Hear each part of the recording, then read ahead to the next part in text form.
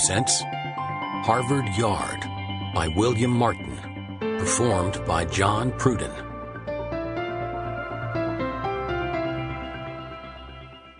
Chapter 1, 1605 through 1637.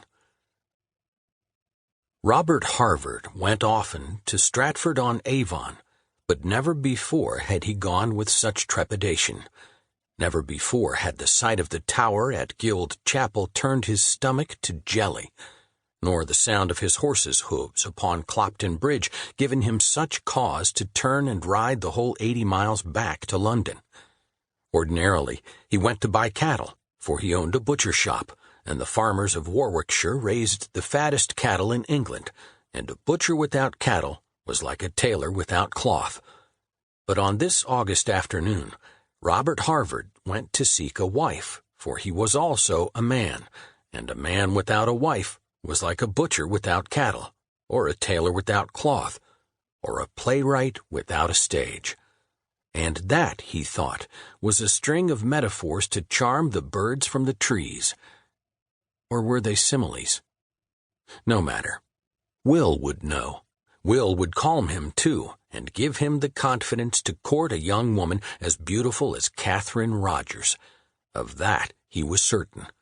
So, once across the river, Robert Harvard made for the rambling big house known as New Place.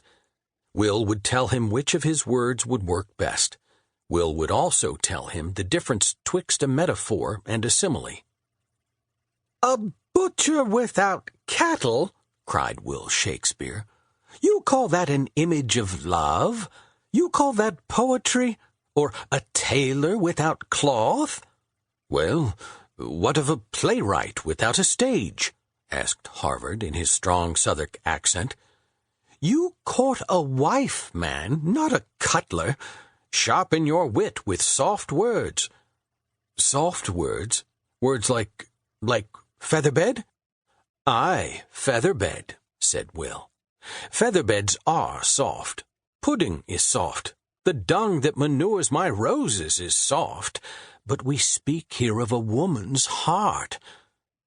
Shakespeare was 41, and far heavier than when he first appeared in Harvard's butcher shop some 15 years before.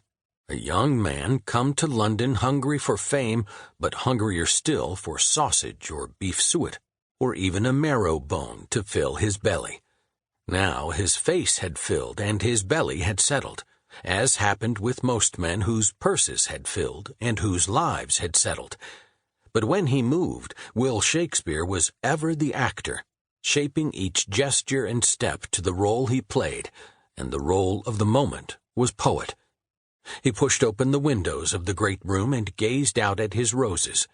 He did not ruminate or pace upon the polished stone floor. His poetry came quickly. He gazed, he thought, and he said, "'Tis a beautiful day, Rob." "Aye."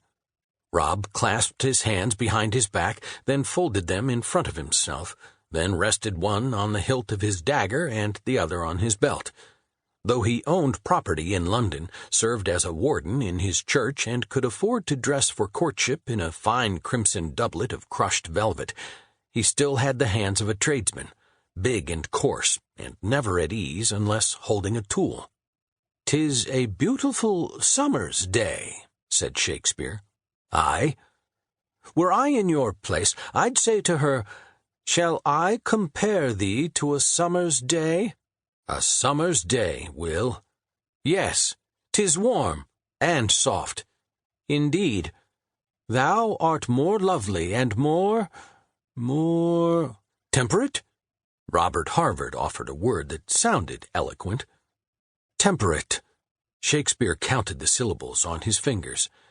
"Thou art more lovely and more temperate." Not a word to describe the passion of love, but as a word for Catherine Rogers, I suppose 'tis aptly chosen, and it fits the meter.